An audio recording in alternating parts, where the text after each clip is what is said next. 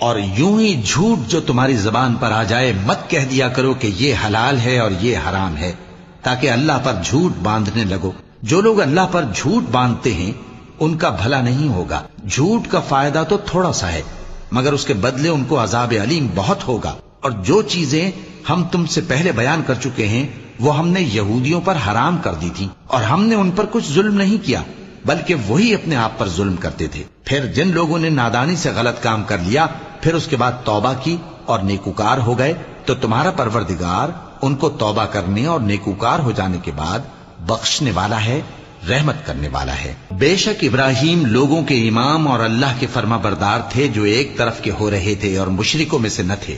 اس کی نعمتوں کے شکر گزار تھے۔ اللہ نے ان کو برگزیدہ کیا تھا اور اپنی سیدھی راہ پر چلایا تھا، اور ہم نے ان کو دنیا میں بھی خوبی دی تھی اور وہ آخرت میں بھی نیک لوگوں میں ہوں گے۔ پھر اے نبی ہم نے تمہاری طرف وہی بھیجی کہ دین ابراہیم کی پیروی کرو جو ایک طرف کے ہو رہے تھے اور مشرکوں میں سے نہ تھے۔